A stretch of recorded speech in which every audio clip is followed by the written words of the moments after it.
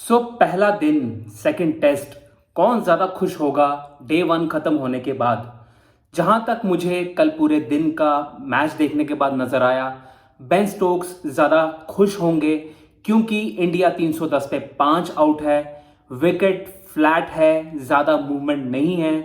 सबसे अच्छी bowling Chris Woakes ने कराई। क्योंकि वो यहीं के रहने वाले हैं, उनको पता है कि कौन से मीटर पे बॉल, कौन सी लेंथ पे बॉल करने पे जो है वो मूवमेंट होगी। कल उन्होंने बहुत ही अच्छी बॉलिंग की है।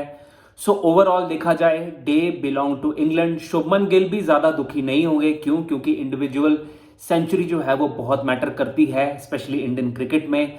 बट अगर आप ओवरऑल देखा जाए, जिस तरीके की साइड शुभमन गिल ने खिलाई है, वो थोड़े बहुत कंसर्न तो होंगे। क्योंकि अगर आप कंपेयर करो कि पहला टेस्ट, पहला दिन 359 फॉर 3 इंडिया थी, और इस टेस्ट में, सेकंड टेस्ट में इंडिया 310 पे 5 आउट है। ज्यादा बेटर क्या लगेगा, 3 आउट होना या 5 आउट होना? बशर्त नो डाउट 3 आउट होना। क्योंकि फ्लैट विकेट पे अगर आप विकेट खो देते हो तो इसका मतलब ये है कि आप बड़ा स्कोर कैसे सेट करोगे। Hey guys, good morning and welcome to the channel just a cricket lover. I hope आप सब लोग स्वस्थ होंगे और एकदम मस्त होंगे। एक ऐसा दिन रहा जहां पे जो देखने वाला है वो थोड़ा कंफ्यूज रहेगा कि क्या ये दिन इंडिया के लिए अच्छा था, क्या बुरा था। इंग्लैंड ने डोमिनेट किया या इंडिया ने जो है वो अपॉर्चुनिटी को सीज किया। पहला सेशन इंडिया को बिलोंग करता है, नो डाउट। इंडिया ने 98 रन किए बट 2 विकेटें गंवाई, बट फिर भी पहला सेशन इंडिया को बिलोंग करता है। दूसरा सेशन पूरे तरीके से इंग्लैंड को बिलोंग करता था। क्योंकि उन्होंने इंडिया को स्कोर नहीं करने दिया और विकेटें भी पिक की। लास्ट सेशन 99 रन्स की पार्टनरशिप हुई जडेजा और शुभमन गिल के बीच। क्योंकि जो बैक टू बैक विकेटें गिरी ऋषभ पंत की और उसके बाद नीतीश कुमार रेड्डी की, उससे ये हो सकता था कि एक बड़ा कोलैप्स जो है वो ट्रिगर हो सकता था, बट उसको बचाया। बट ओवरऑल इंग्लैंड का जो है वो दिन था ये। इंडिया ने अच्छा खेला। यशस्वी जायसवाल ने अपनी सेंचुरी मिस की, नहीं करनी चाहिए थी।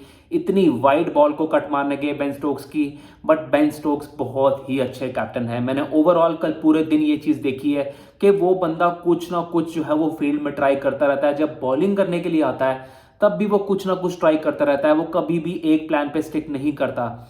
आप ऋषभ पंत का डिसमिसल ही देखो।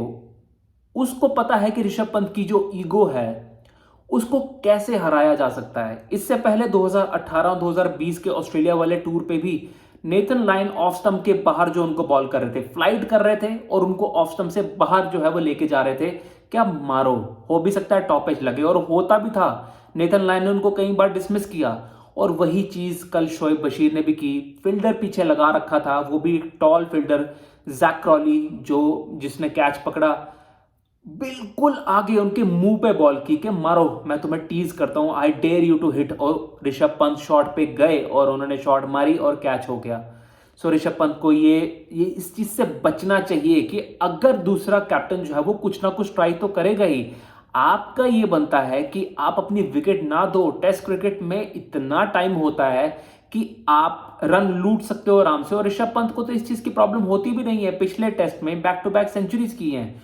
और जब आपने ये देखा कि केएल राहुल कल नहीं चले, करण नायर को बहुत जबरदस्त बॉल पड़ी, उस बॉल का ज्यादा कुछ नहीं किया जा सकता था। वो जिसको भी वो बॉल पड़ती वो आउट होता ही, क्योंकि ग्लव लगा और ऑल ऑफ अ सडन एक बॉल जो है वो किक की ब्रैडन कार्स की, और उससे उस पर कोई भी कुछ नहीं कर सकता था।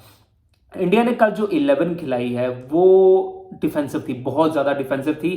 क्योंकि अगर आप एक ये चीज सोच भी लो कि आपने बुमराह को रेस्ट दिया है, कोई प्रॉब्लम नहीं है कि बुमराह का वर्कलोड मैनेज करना है, उन्होंने 3 ही टेस्ट खेलने हैं। आपको ये चीज सोचनी चाहिए थी कि बेस्ट बॉलिंग लाइनअप क्या हो सकती है। कुलदीप तो होना ही चाहिए। वॉशिंगटन सुंदर की बॉल टर्न करती ही नहीं है ओवरसीज कंडीशन में। इंडिया में भी कई बार उनकी बॉल जो है वो टर्न नहीं करती है। आपने ओवरऑल क्या बॉलर पिक किए हैं? आकाशदीप जो अपना पहला टेस्ट खेल रहा है, हो भी सकता है अपनी लेंथ वो जल्दी ढूंढ ले के कहां बॉल करनी है, हो भी सकता है मार पड़े।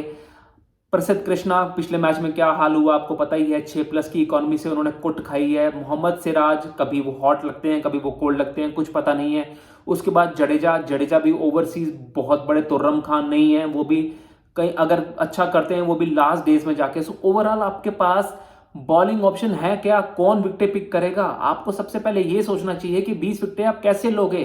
बट पहला मैच हारने के बाद ही शुभमन गिल ने जो है वो पैनिक बटन प्रेस कर दिया है ओवरऑल मुझे ये समझ आता है कि गौतम गंभीर जो है वो ड्रेसिंग रूम में बैठ के कैप्टनसी कर रहे हैं और ये गलत है, क्योंकि नीतीश कुमार रेड्डी, जडेजा और वॉशिंगटन सुंदर, आप बिट्स एंड पीसीस प्लेयर्स को जो कभी भी टेस्ट में नहीं खिला सकते। टेस्ट का मतलब है प्रॉपर बैट्समैन, प्रॉपर बॉलर और एक अच्छा विकेट कीपर। अगर आप इस चीज को फॉलो नहीं करोगे, आप टेस्ट मैच नहीं जीत सकते, किसी भी हाल में नहीं जीत सकते। नीतीश कुमार रेड्डी अच्छा बैट्समैन है बट बॉलर नहीं है, इतना अच्छा नहीं है, इंटरनेशनल स्टैंडर्ड का वो इतना अच्छा बॉलर नहीं है। Washington Sundar good, technically very sound batsman but bowling decent है, बहुत अच्छी नहीं है। रविंद्र जडेजा ओवरसीज में अच्छा बैट्समैन है, नो डाउट, बट बॉलिंग अगर पिच में मदद होगी तो ही वो प्ले में आते हैं, वरना वो एक डिफेंसिव ऑप्शन है। So overall they belong to England. Shubman Gill ने बहुत अच्छी सेंचुरी की, थोड़ा वो स्लो खेले, थोड़ा जो है वो एग्रेसिव खेल सकते थे, जरूरी था, क्योंकि 350 रन तो होने ही होने चाहिए थे। इंग्लैंड की बॉलिंग वीक है, नो डाउट। क्रिस वोक्स ने अच्छी बॉलिंग की, इंग्लैंड ने बेटर लाइन पे बॉलिंग की, बट फिर भी उन्होंने अपॉर्चुनिटी दी आपको कि आप स्कोर करो। अब देखने वाली बात होगी सेकेंड डे कैसा होगा। इंडिया को यहां से टारगेट करना पड़ेगा 500 रन, 190 रन, और आप अभी नई बॉल सिर्फ 5 ओवर ही पुरानी है, 85 ओवर्स हुए हैं। सो इन दोनों को संभल के खेलना पड़ेगा, जडेजा और शुभमन गिल को। उसके बाद सिर्फ वॉशिंगटन सुंदर रहते हैं। सो ट्रिकी सिचुएशन है, क्योंकि पिछली टेस्ट मैच में पहली इनिंग्स में आप 471 रन पे ऑल आउट हुए थे, तब भी आप टेस्ट मैच हार गए। सो आपको यहां से संभल के चलना पड़ेगा, आपको बॉलिंग को कुशन देना पड़ेगा एक्स्ट्रा रन देके। सो अब देखते हैं क्या होगा। Thank you guys, thank you for watching and please do like, share and subscribe.